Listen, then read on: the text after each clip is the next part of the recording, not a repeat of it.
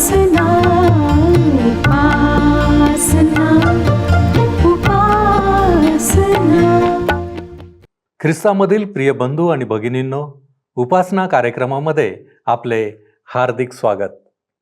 प्रियानो, जरी दाविदाची निवड इस्रायलांचा राजा म्हणून झाली होती, तरीही आत्तापर्यंतच्या दाविदाच्या जीवनामध्ये राजा म्हणून असलेली जबाबदारी मात्र त्याच्यावर अजून आली नव्हती.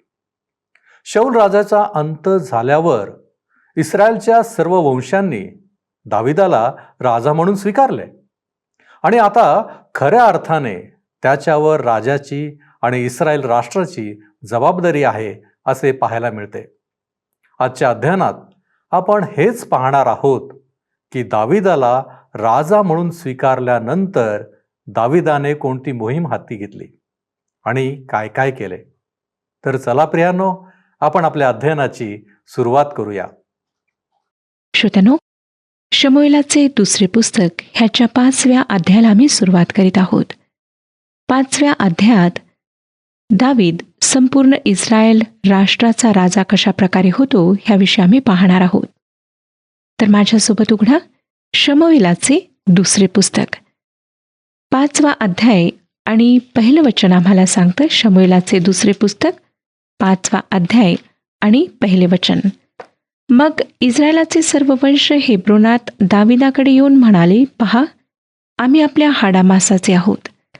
इस्रायलाच्या सर्व वंशांच्या लोकांनी आपापले प्रतिनिधी दाविदाकडे पाठविलेत. ते म्हणाले, पहा, आम्ही तुझ्या हाडामासाचे आहोत. आणि श्रोत्यानो, हे खरे होते. हे यादवी युद्ध भयंकर होते, कारण सर्व वंश एकमेकांसोबत लढत होते. व्यक्तिगतरित्या मला असं वाटतं की सगळ्यात भयंकर युद्ध जे ह्या देशाने केले असेल तर ते म्हणजे यादवी युद्ध. ह्याकडे मागे फिरून पाहिल्यास आम्हाला दिसून येईल की हे युद्ध नाहकच होतं. निश्चितच गुलामी अयोग्य आहे, पण तिला युद्धाशिवाय कुठल्या दुसऱ्या उपयोगाने दूर करायला हवे. हे ते लोक होते श्रोत्यानो, जे अविचारी व विरोध करणारे होते, ज्यांनी त्या दिवसात राष्ट्राला समस्येत टाकले होते. आणि ह्यासाठीच मी सर्व अविचारी आणि विरोध करणाऱ्या लोकांच्या विरुद्धात आहे. मग ते कोणत्याही पक्षाचे असोत, त्याची मला पर्वा नाही. इस्रायल राष्ट्र 7 वर्षांपेक्षा अधिक काळ यादवी युद्ध केल्यानंतर आता दाविदाच्या सत्तेखाली एकत्र होणार होते. आता ते एका अशा वेळेमध्ये प्रवेश करीत होते जी आनंदाची वेळ होती, आणि अशी वेळ आधी कधीच त्यांनी कदाचितच अनुभवली असेल. ही वेळ येशू ख्रिस्ताच्या पुन्हा आगमन आणि राज्य करण्याविषयी सांगत आहे. दुसरं वचन पहा.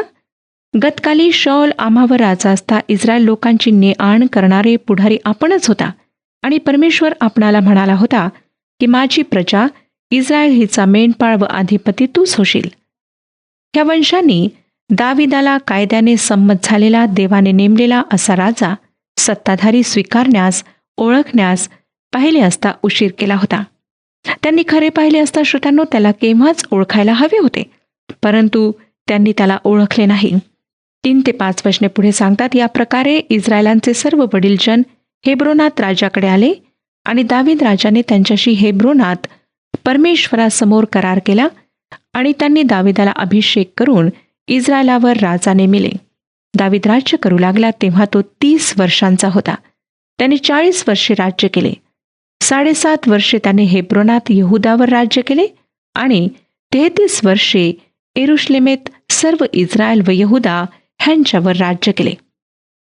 श्रोत्यानो, आता इस्रायल राष्ट्र समृद्धी आणि विस्तार ह्याच्या फार महान अशा काळामध्ये प्रवेश करीत होते.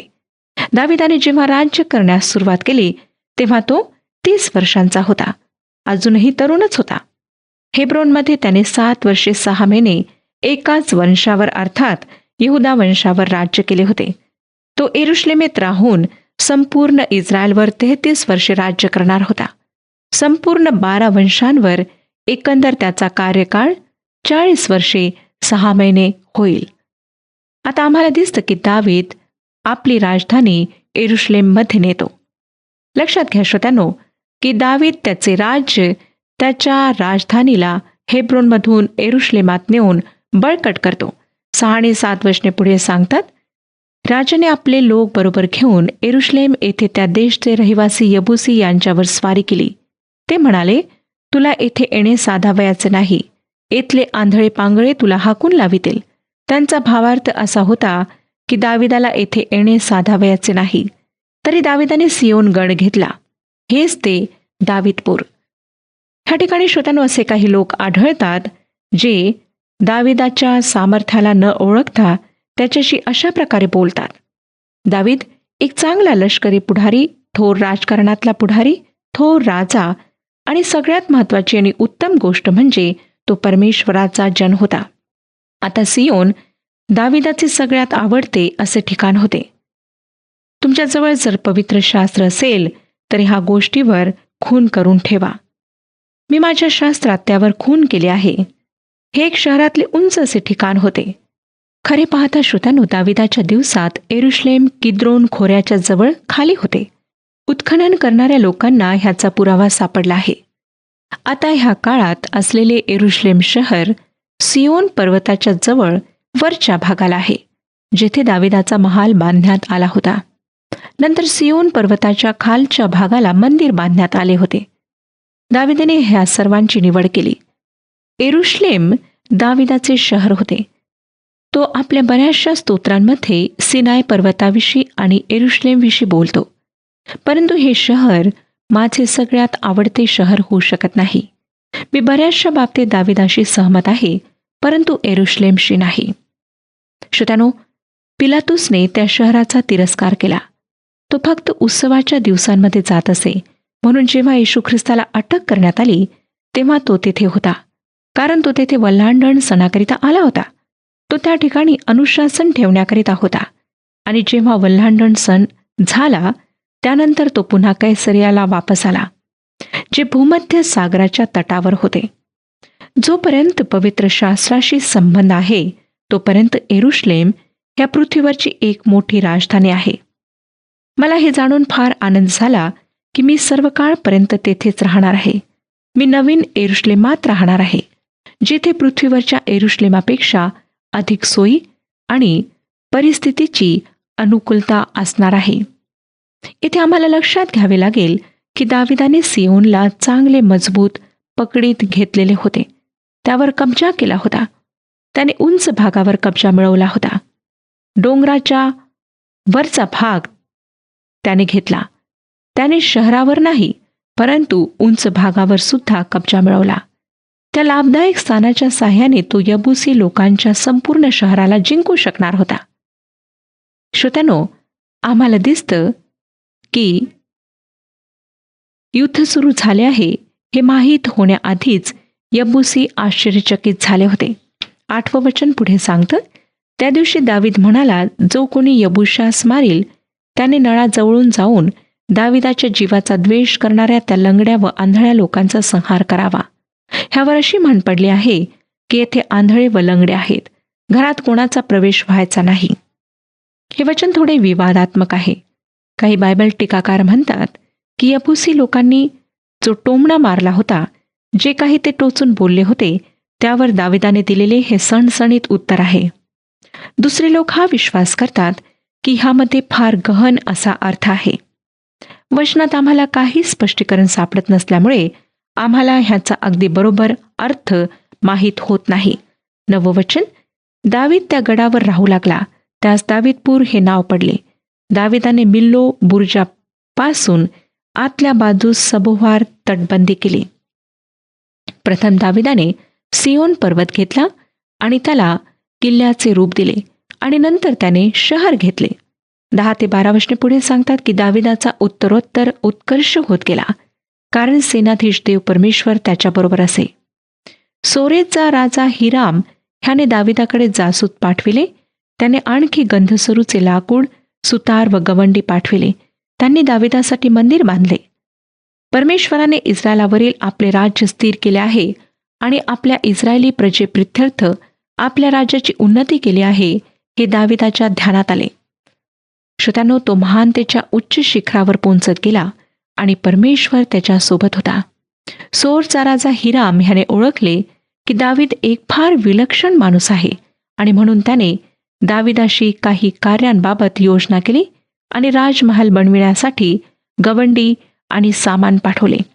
5वा अध्याय 13वं वचन. मग दावीद हेब्रोनाहून आला तेव्हा यरूशलेमेतून काही उपपत्नी व पत्नी आणखी केल्या.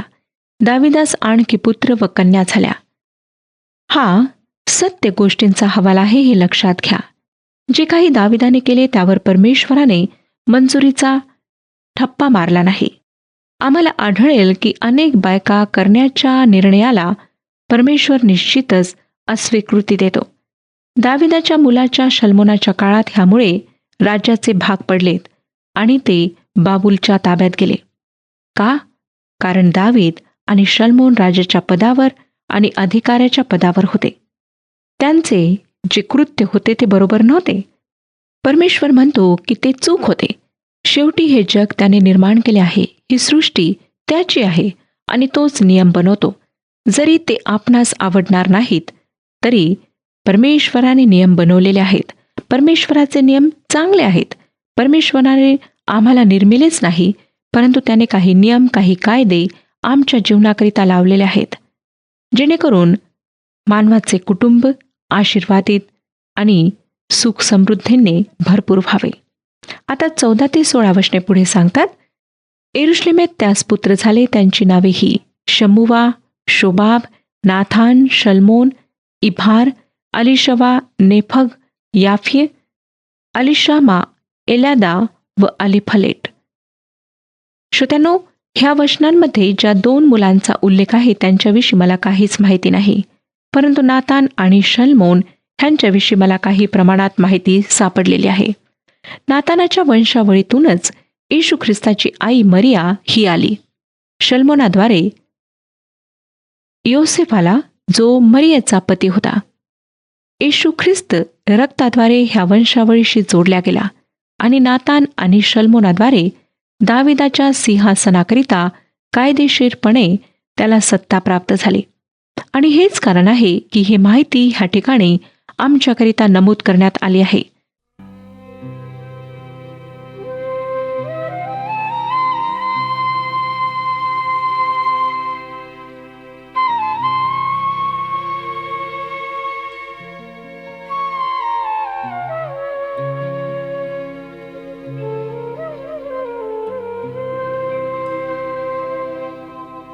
पाणी द्या,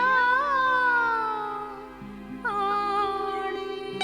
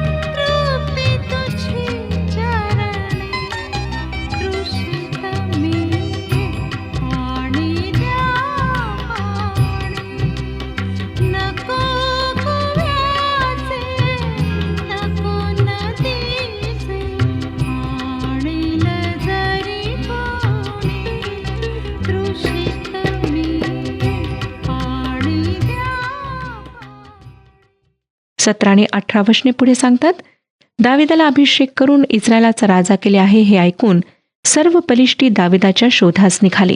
हे कानी येताच दावीद खाली आपल्या गढीत गेला. पलिष्टी येऊन रेफाईम खोऱ्यात पसरले. जेव्हा दावीद शौलापासून सुटून पलिष्टी देशात राहण्यास पळून गेला, तेव्हा कमीत कमी आखीश त्याला स्वतःचा माणूस समजला. आता दावीद स्वतःच्या राष्ट्रात वापस आला आहे आणि संपूर्ण इस्रायलावर राजा म्हणून त्याचा अभिषेक करण्यात आला आहे. पलिष्टी त्याला पकडण्याकरिता आता बाहेर निघाले होते. 19 ते 21 वचने पुढे आम्हाला त्याविषयी सांगतात, दाविदाने परमेश्वरास प्रश्न केला, मी पलिष्ठांवर चढाई करू काय? तू त्यास माझ्या हाती देशील काय? परमेश्वराने दाविदास म्हटले, चढाई कर, मी खात्रीने पलिष्ठास तुझ्या हाती देतो. मग दावीद बाल परासीम येथे आला. तेथे दाविदाने त्यांचा संहार केला. तो म्हणाला, परमेश्वर माझ्या पुढे चालून पाण्याच्या लोंढ्याप्रमाणे माझ्या शत्रूंवर तुटून पडला. ह्यावरून त्या ठिकाणाचे नाव बाल परासीम अर्थात तुटून पडण्याचे ठिकाण असे पडले. पलिष्टी तेथे आपल्या मूर्ती टाकून गेले. त्या दाविदाने व त्याच्या लोकांनी नेल्या. ह्या पराभवाच्या काही समयानंतर पलिष्टी वापस गेलेत. पुन्हा परमेश्वराने त्यांना दाविदाच्या हातात दिले. दाविदाच्या संपूर्ण कारकिर्दीत त्याचे ह्या शत्रूंच्या सोबत कधीच शांतीचे संबंध राहू शकले नाहीत. श्रोत्यानो, इस्रायलमधील राजेशाही ही कधीच संपूर्णपणे एकसूत्री स्वयंसत्ताक नव्हती. जीवनाच्या ऐन उमेदीत वयाच्या 30व्या वर्षी दाविदाला त्याचा संपूर्ण वारसा मिळाला. याच कार्यासाठी देवाने त्याला नेमले होते. त्याची एकंदर कारकीर्द 40 वर्षांची झाली. दाविदाने स्वतःच्या बुद्धीवर भिस्त न ठेवता सर्व अंतकरणाने, पूर्ण अंतकरणाने देवावर भरोसा ठेवला. त्याने आपल्या सर्व मार्गात देवाला प्रथम स्थान दिले आणि देवाने त्याच्या पावलांना वाट दाखवली. नीतिसूत्रे 3 अध्याय आणि 6 वचन सांगतं, तू आपल्या सर्व मार्गात त्याचा आदर कर, म्हणजे तो तुझा मार्गदर्शक होईल. श्रोत्यानो, दाविदाने हे मार्गदर्शन कसे मिळवले? त्याने ह्यासाठी विनंती केली. देवाने त्याला उत्तर कसे दिले हे आपणाला सांगण्यात आलेले नाही. मात्र देवापाशी त्याने विनंती केली तेव्हा देवाने त्याला उत्तर दिले. आणि जेव्हा आम्ही विनंती करतो तेव्हा तो आम्हाला उत्तर देईल असे आश्वासन त्याने आम्हाला वचनामध्ये दिलेले आहे. इर्मियाचे पुस्तक 33 अध्याय आणि 3 वचन सांगतं, मला हाक मार म्हणजे मी तुला उत्तर देईन व तुला ठाऊक नाहीत अशा मोठ्या व गहन गोष्टी तुला सांगेन. श्रोत्यानो, परमेश्वर आपले वचन कधीच मोडत नाही. आपल्याला जीवनात घटकेला निर्णय घ्यावे लागतात. मी याच प्रकारे चालत राहू का? मी सुट्टे कुठे घालू? मी घरी राहू किंवा प्रवास करू? आपले हे सर्व निर्णय जर परमेश्वर आपणाकरिता घेईल तर आपण कशाही प्रकारे वाकडे पाऊल उचलू शकणार नाही. आपण अपयशी ठरणार नाही. आता ह्या ठिकाणी मी असं नाही म्हणत की तुमच्या कार्यात अडचणी येणार नाहीत किंवा उतार चढाव येणार नाहीत. श्रोत्यानो, अवश्य येतील, परंतु परमेश्वरच त्यातून निघण्याकरिता आमचे सहाय्य करतो, आम्हाला मार्गदर्शन पुरवतो. आता आपण 6व्या अध्यायाकडे वळूया. प्रथम 6व्या अध्यायाचा आम्ही परिचय करून घेणार आहोत. परमेश्वराचा कोश यरुशलेमात आणण्यामध्ये दाविदाने केलेले योग्य आणि अयोग्य प्रयत्न ह्या ठिकाणी आम्हाला आढळतात. ह्या अध्यायामध्ये दावीद योग्य गोष्ट करतो, परंतु चुकीच्या मार्गाने. गाडीवर ठेवून त्याने कराराच्या कोशाला सियोनच्या पहाडीवर आणण्याचा प्रयत्न केला. जरी आम्ही गणनाचे पुस्तक 7 अध्याय आणि 9व्या वचनामध्ये त्याला एका जागेवरून दुसऱ्या जागी हलविण्यासाठी जे निर्देशन दिलेले आहेत ते वाचतो, तरी आम्हाला दिसतं की दाविदाने ह्या गोष्टींचे पालन केले नाही. वचन आम्हाला सांगतं, पण कहाताच्या वंशजांना काही दिले नाही, कारण पवित्र स्थानातील वस्तू आपल्या खांद्यावर वाहण्याची सेवा त्यास नेमून दिली होती.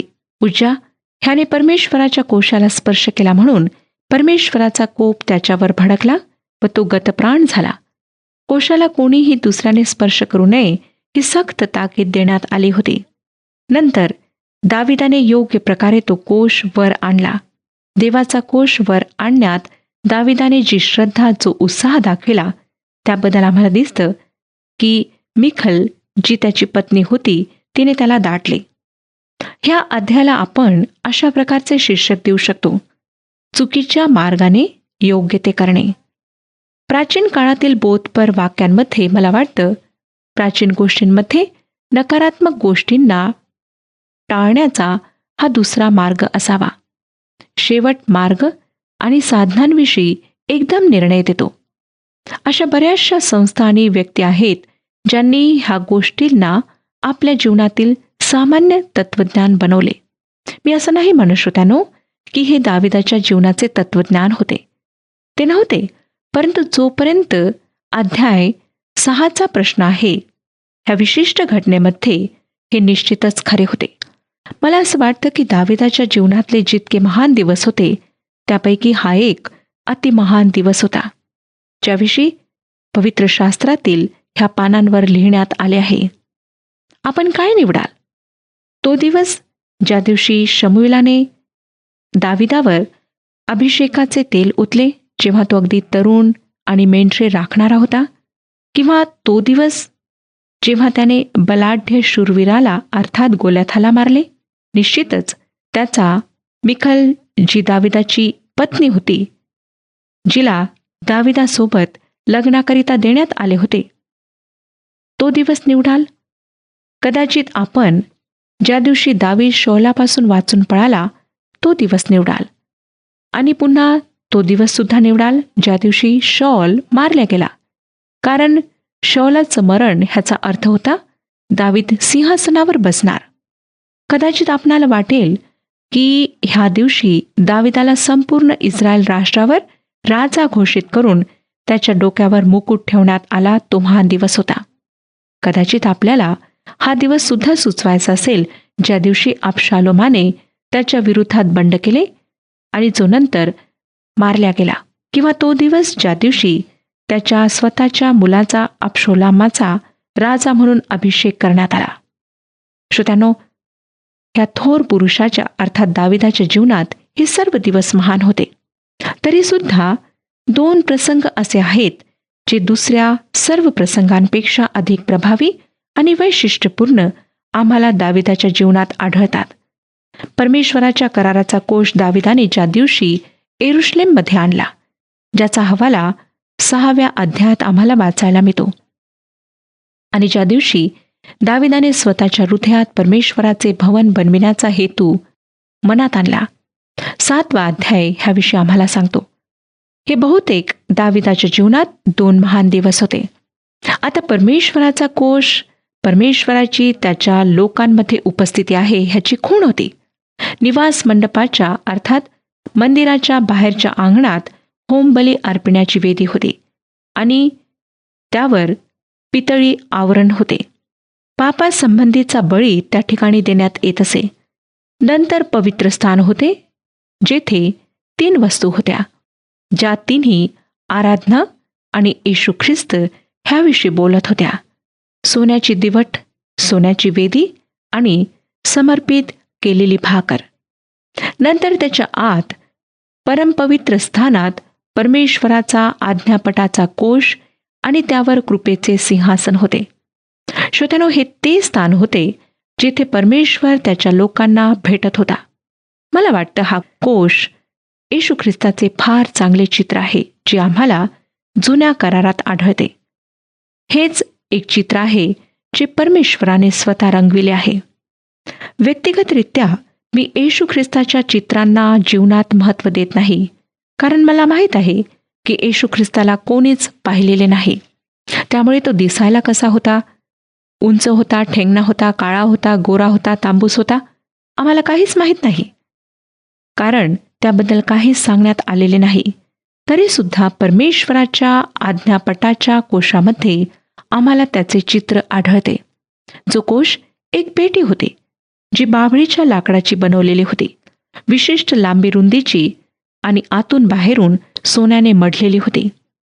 ह्याविषयी आपल्याला निर्गमचे पुस्तक 37वा अध्याय 1 ते 9 वचनांमध्ये वाचायला मिळते.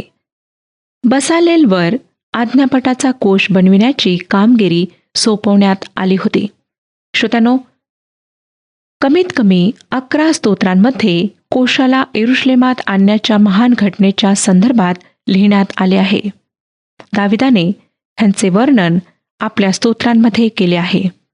जेव्हा आम्ही 6व्या अध्यायाचे अध्ययन करू, मला खात्री आहे की तेव्हा परमेश्वर आम्हाला आशीर्वादित करेल.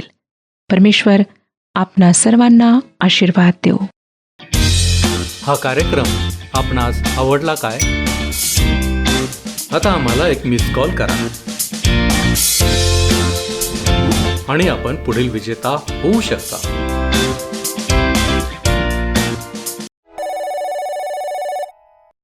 प्रियांनो, आपण पाहिले की दाविदाने जे काही केले ते सर्व देवाच्या आज्ञेप्रमाणे केले. त्याचे राज्यही वाढले आणि त्याचे कुटुंबही वाढले. प्रियांनो, जेव्हा आम्ही देवाच्या इच्छेने सर्व काही करण्याचा निश्चय करतो आणि त्याप्रमाणे कृती देखील करतो, तर देव आम्हाला नेहमीच सहाय्य करतो आणि आशीर्वादितही करतो. काय आम्हाला आमच्या जीवनात यश प्राप्त होत आहे? काय आम्ही आशीर्वादित आहोत? की अजूनही चिंता, काळजी आणि जगी गोष्टींमुळे आम्ही देवापासून दूर आहोत असे वाटते? निश्चय करा आणि देवाच्या इच्छेप्रमाणे वागण्याचा प्रयत्न करा. तो आजही आपणास आशीर्वाद देण्यास तयार आहे.